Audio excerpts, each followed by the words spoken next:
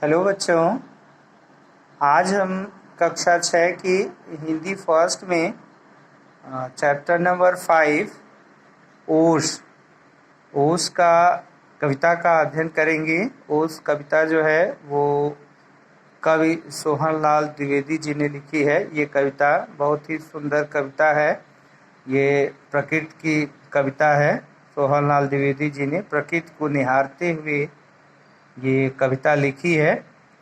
देखिए प्रस्तुत कविता में ये कह रहे हैं कि इस कविता में कवि ने ओस की खूबसूरती का वर्णन किया है। प्रभात की बेला में घास पर, फूल पत्तों पर और वन उपवन में हर ओर ओस बिखरी हुई है। कवि ने भिन्न भिन्न उपमाएं देकर ओस का बहुत ही मनोहारी वर्णन किया है। देखिए जैसे मैंने बताया कि इस कविता में जो है सोहनलाल द्विवेदी जी ने ओस की सुंदरता का वर्णन किया है। ये ओस जो है आप लोगों ने देखा होगा, ठंडक के समय जो है ओस पड़ती है रात में, सुबह सुबह उसको जो है देखने पर ओस की बूंदें जो है कड़ जो है वो इकट्ठे रहते हैं। कहीं घास के मैदान में घासों के ऊपर या फूलों के ऊपर, पत्तियों के ऊपर, और ये इन पर जब सूर्य की किरणें पड़ती हैं तो ये चमकते भी हैं, बहुत सुंदर प्रतीत होते हैं। तो उन्हीं ओस के कड़ों का यहाँ पर वर्णन सोहनलाल द्विवेदी जी ने किया है।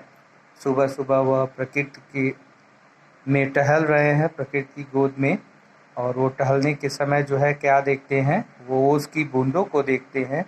और उन ओस की बूंदों को उन्होंने नाना प्रकार से बताया है।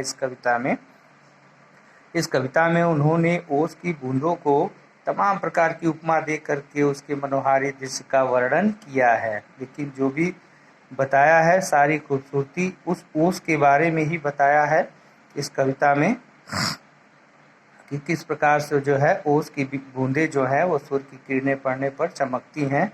और तमाम वस्तुओं की उपाधियां दी हैं इसमें। देखिए कहीं पर इसको जो है मोती के रूप में बताया है, तो कहीं जो है इनको उन जुगनुओं की तरह बताया है, चमकते हुए जुगनू। यानी जुगनू क्या होते हैं? जुगनू जो है वो एक प्रकार का कीड़ा होता है जो रात में जब उड़ता है तो उसके पिछले भाग में रोशनी होती है, उसको हम जुगनू कहते हैं। तो इन ओस के कणों को कवि सोहनलाल द्विवेदी जी ने उन जुगनुओं के समान भी बताया है। और इन ओस के कणों की उपमा इन्होंने उन नभ के यानी आकाश के नन्हे तारों से भी दी है, कि किस प्रकार ये आकाश में जैसे नन्हे तारे टिमटिमाते रहते हैं, उसी तरह जो है ये ओस के कण भी जो है यहाँ पर चमक रहे हैं। और फिर इनको ओस का वर्णन वह किस रूप में करते हैं? नाना प्रकार के जो रत्नों के समान, रत्न और आभूषण होते हैं उनके समान उनकी सुंदरता प्रतीत हो रही है इन ओस के कणों की। और कहीं पर उसको दीपावली के रूप में यानी दीपों की माला के रूप में उन्होंने उसको बताया है। और ये सारी चीज़ें देख करके, प्रकृति की सुंदरता को देख करके उनका मन क्या हो रहा है? उनका मन ये हो रहा है कि मैं इन ओस के कणों को अपने अंजलि में भर करके अपने घर ले जाऊं और इनकी जो सुंदरता है उसको निरख कर, यानी देख करके मैं एक सुंदर सी कविता लिखूं, एक सुंदर सी कविता बनाऊं। तो ये कविता दी हुई है यहाँ पे जो उन्होंने लिखा है ओस के बारे में। तो आप पढ़ने से पहले इसको हम लोग जो है इसमें आए हुए कठिन शब्दों के बारे में जान लेते हैं। उन कठिन शब्दों का निवारण हम कर लेते हैं। देखिए कठिन शब्द क्या है? कठिन शब्द जो है इसमें पहले बिखेरना, फैलाना होता है, फेंकना। उसके बाद लड़ियां हैं। लड़ियां का अर्थ जो है वो कतार या माला, कतार या माला होता है लड़ियां का अर्थ। उसके बाद है गूंथना का अर्थ क्या होता है? पिरोना या बनाना। पिरोना देखिए जैसे हम किसी मोती के दाने को जो हम धागे में क्या करते हैं, पिरो देते हैं, उसमें गूंथ देते हैं, तो उसको हम पिरोना या बनाना कहते हैं, गूंथने को। तो ये उज्जवल हीरो की कड़ियाँ। अब कड़ियाँ का अर्थ क्या है? श्रृंखला। कड़ियाँ का अर्थ है श्रृंखला। अब है जुगनू। जुगनू किसे कहते हैं? जुगनू एक प्रकार का, अभी मैंने बताया आपको, एक प्रकार का वह कीड़ा होता है जिसके ऊपर जो है पिछले भाग में, जब वो रात में उड़ता है तो उसके पिछले भाग में जो है वो चमक पैदा होती है, उसको हम जुगनू कहते हैं। जौहरी का अर्थ जो होता है वह सुनार से यहाँ लिया गया। जौहरी यानी जो बहुमूल्य रत्नों को क्या करता है? परखता है। बहुमूल्य रत्नों की परख रखने वाले को ही हम जौहरी कहते हैं। जौहरी कहने, सुनार कहते हैं उसको। ओस कण यानी ओस की जो बूंदे हैं। और निरख कर क्या अर्थ है? निरख कर यानी देख कर। तो ये थे हुए कुछ कठिन शब्द जो थे। उन शब्दों के अर्थ को हम लोगों ने जाना। अब हम कवि सोहनलाल द्विवेदी जी के बारे में कुछ जान लेते हैं, इस कवि के परिचय को। देखिए, कवि जो है सोहनलाल द्विवेदी का जन्म सन 1906 में उत्तर प्रदेश के फतेहपुर जिले में कानपुर के पास बिंदकी नामक स्थान पर हुआ था। बिंदकी नामक स्थान पर इन्होंने वाराणसी से एमए तथा एलएलबी किया। फिर आजीवन निष्काम भाव से साहित्य सर्जना की। इन्हें राष्ट्र कवि की उपाधि से अलंकृत किया गया तथा 1969 में भारत सरकार ने इन्हें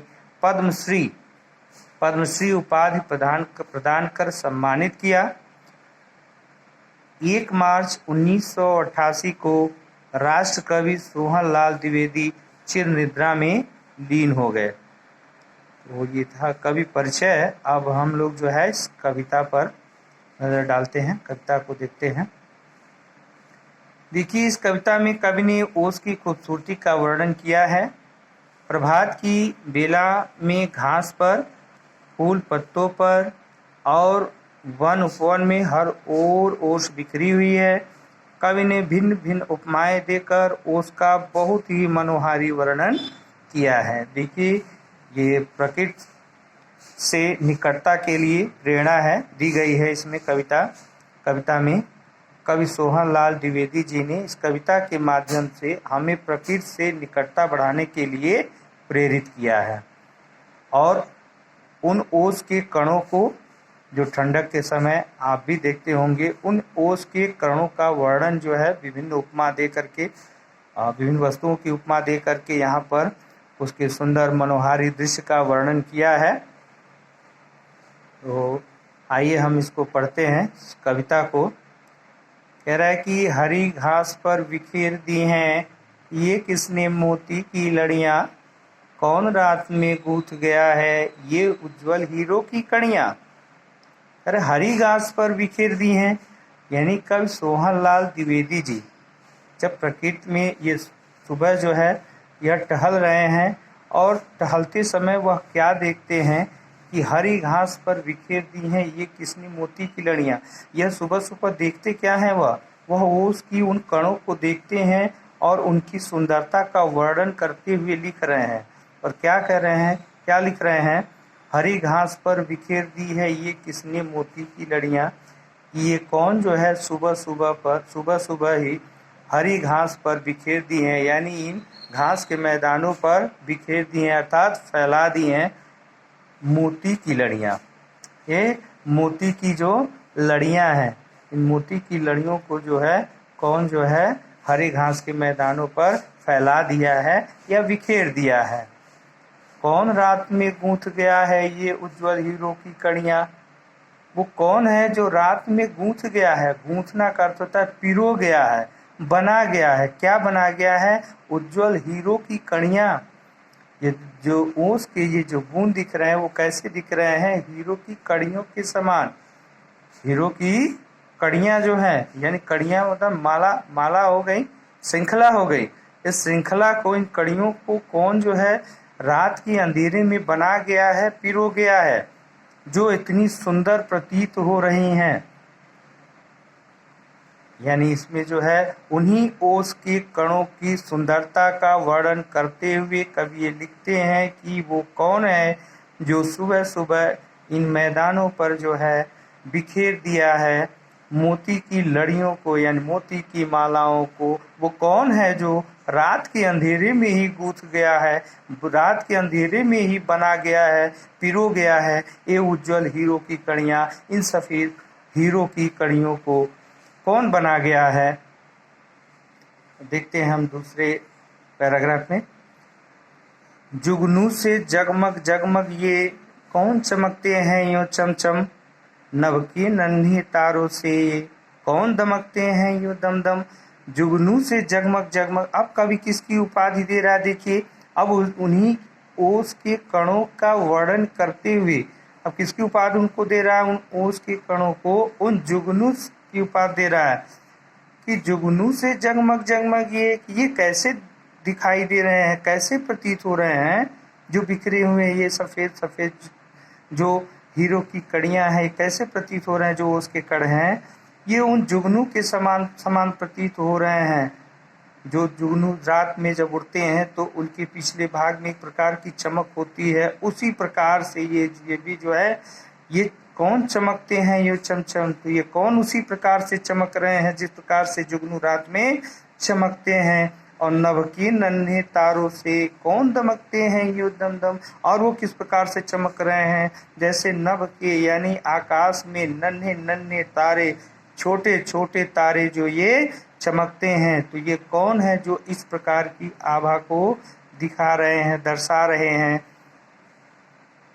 लुटा गया है कौन जौहरी अपने घर का भरा खजाना, पत्तों पर फूलों पर पग पग बिखरे हुए रतन है नाना। लुटा गया है कौन जौहरी, ये कौन जौहरी है जो ये लुटा गया है अपने घर का खजाना, यानी ये कौन है जो सुबह सुबह जो है इन मैदानों में फेंक के चला गया है, लुटा गया है, फैला गया है, बिखेर गया है। क्या? अपने घर का खजाना, यानी अपने घर के खजाने को। खजाना किसको कहते हैं? खजाना उसको कहते हैं जो लंबे समय से जो है कमाए हुए धन को जो संचय करते हैं, हम संचित रखते हैं कहीं पर, उसको हम खजाना कहते हैं। तो वही कवि कह रहा है कि इन ओस के कड़ों के रूप में ये कौन जो है अपने घरों के खजाने की तरह इसको जो है यहाँ पर फैला दिया है, बिखेर दिया है।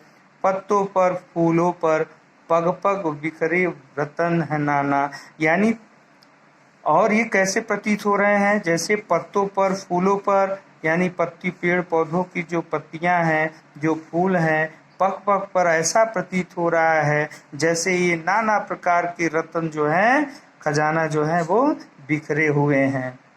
यानी कौन जौहरी है जो ये सुबह सुबह अपने घर का संचित किया हुआ खजाना इस तरह से फैला दिया है। और वो उसके कण कैसे प्रतीत हो रहे हैं? जैसे पेड़ पौधों की पत्तियों पर, फूलों पर, पग पग पर, हर जगह नाना प्रकार के रत्न जो है वो बिखरे हुए हैं।